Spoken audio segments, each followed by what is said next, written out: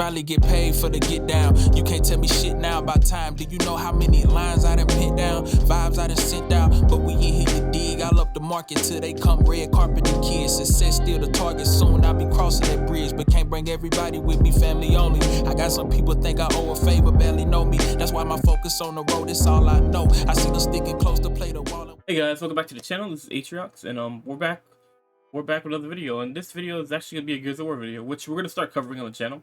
And so basically, this video is gonna be about Phel Spencer talking about the teams for Gears of War, because apparently I think I heard somebody talking about it in a chat on Facebook, and they were saying that this is apparently a new team from the original, I guess, coalition that made Gears 4 and 5.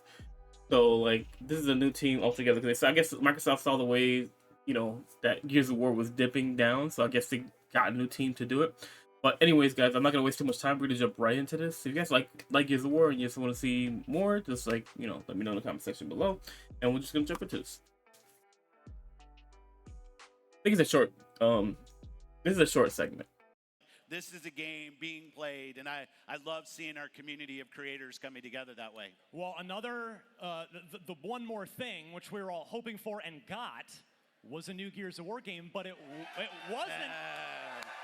It wasn't Gears 6. It was not. It was not Gears 6. So, what, you know, you have a visibility into everything, but I'm curious, when you're in a meeting with, maybe it's Matt Booty, maybe it's Alan Hartman, but the coalition folks, like, when you learn that they've gone down the E-Day road, the prequel road, rather than Gears, like, what was your reaction when you found out that that was going to be the next direction for Gears of War? Well, you know this. We've had some changes in leadership at the studio. Rod, who was there, is now leading Diablo for us. So I actually thought, a Diablo game I'm playing a ton of, I thought it was a nice opportunity for that team to establish their Gears.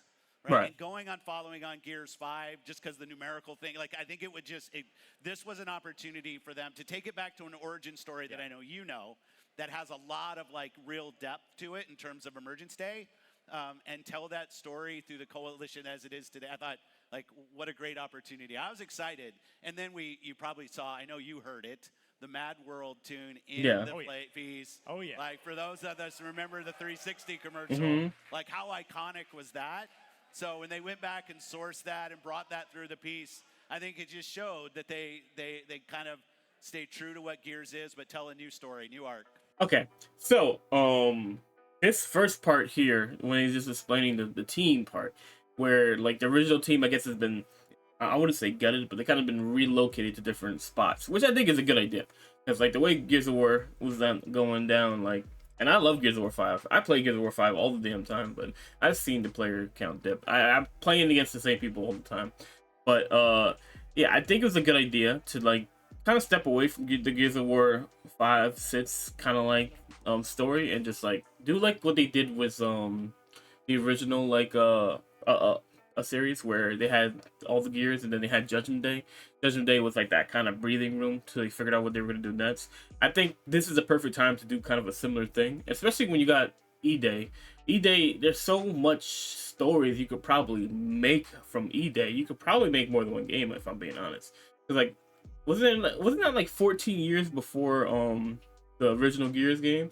So like, you can tell a story, you can tell a lot of stories. They even go even further back to the Pendulum Wars. Like, there's so much lore you can attack in terms of Gears of War, and I think that them taking the time to make this game is great. Especially, you can make drones scary again. They don't have to be fodder. Like, they can be brutal, and they can, you know, especially like you've seen it in this trailer where what you call it, Marcus was struggling with a drone, like.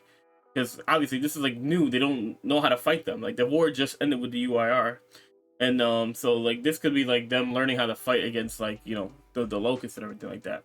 So I can see it, and then especially if they have a good amount of part where they're talking about, and then we see Mira come back. Oh man, oh yeah, I can't wait for E-Day, bro. This game is gonna be so much fun.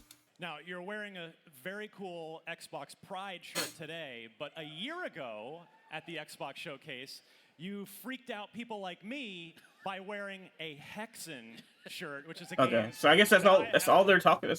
Really, was that it? Oh, that was kind of very short.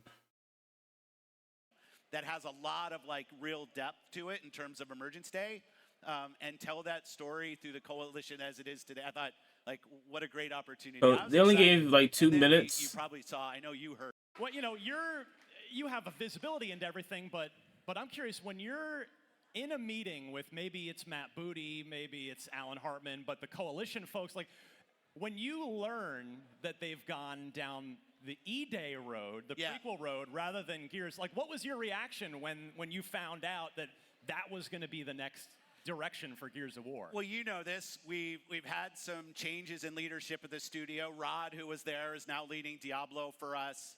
So I actually thought, a Diablo game I'm playing a ton of, I thought it was a nice opportunity for that team to establish their Gears, right? And going on, following on Gears 5, just because the numerical thing, like, I think it would just, this was an opportunity for them to take it back to an origin story that I know you know, that has a lot of like real depth to it in terms of Emergence Day, and tell that story through the coalition as it is today. I thought, like, what a great opportunity. I was excited. And then you probably saw, I know you heard it, the Mad World tune in the play piece. Oh, yeah. Like, for those of us who remember the 360 commercial, like, how iconic was that? So when they went back and sourced that and brought that through the piece, I think it just showed that they kind of stay true to what Gears is, but tell a new story, new arc. Now, you're wearing a very cool Xbox Pride shirt today, but a year ago at the Xbox Showcase... Okay, so they're not really talking about much after that. So basically, all right, so there's been a new team. They've rearranged some of the team members. Obviously, one of them's gone to Diablo, which I think, for the most part, is probably a good idea. Just considering, like I said earlier, like the way that Gears of War was going, it wasn't really in a good light, honestly, man. I'm gonna be honest. Like, the story itself, it's not bad per se, but I like the idea of Mira's granddaughter, or daughter becoming the new Locust Queen and da da da. It's cool, but like the way, I don't know, bro, like I feel like the way Gears of War 5 was mishandled, like, and like, I don't know, bro. Like, I love Gears of War, but it got to a point where it got. I took mad breaks in between playing Gears just because, like, sometimes the game just isn't fun, but that's just more of like, this hitbox stuff and yada yada yada. But yeah, I definitely, I'm kind of glad they went the E-Day route too, just because, like, it'll feel more like Gears, like, because, like, don't get me wrong, there's nothing wrong with them fast forwarding all the way to the kids, JD and them, but like, there's something just about the original cast, like with Dom, Cole, Baird, and Marcus. Just, that's Gears to me. Like, that's my Gears that I grew up playing, and like them going back to a route where, like, Cole and Baird aren't gonna be on the team yet, obviously, but I'm sure they'll cross paths at some point in the story.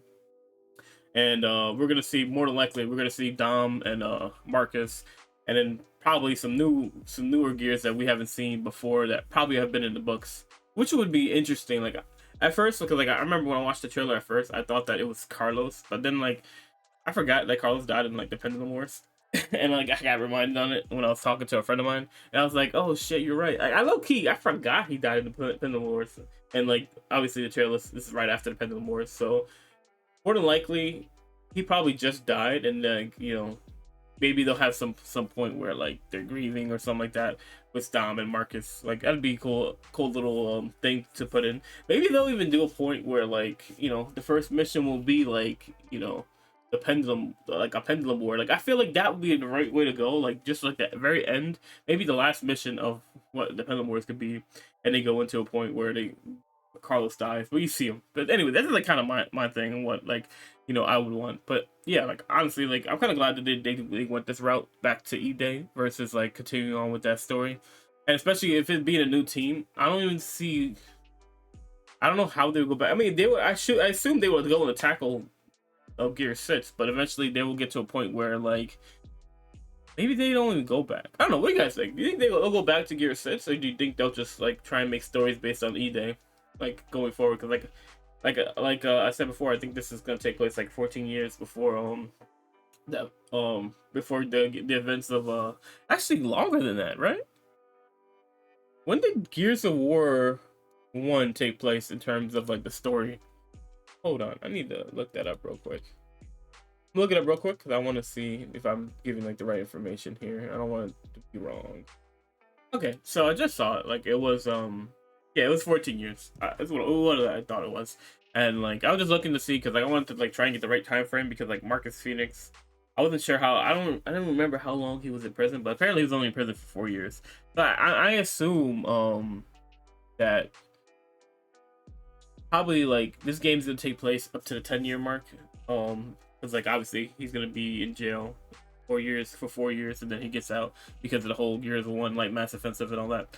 So that's I'm guessing that's like the route that's gonna go. But anyways, yeah, I just wanted to make this real quick video, just talking about just talking about this little interview that Phil had and just the direction of the new Gears. I think it's a good idea that they're going to tackle this, especially it being a different team than the original Gears 4 or 5, just to like kind of test the waters and see what kind of gears they can make. I'm really hoping they make the Gears good again, like back like in the 1, 2, 3 area. Like I would love to see that Gears just come alive again, just be a popular game like it used to be. But anyways, guys, that's gonna do it for this video. I just kind of wanted to quickly talk about this and like something that I have found out. But I'll see you guys in this video, and I'm out. Peace.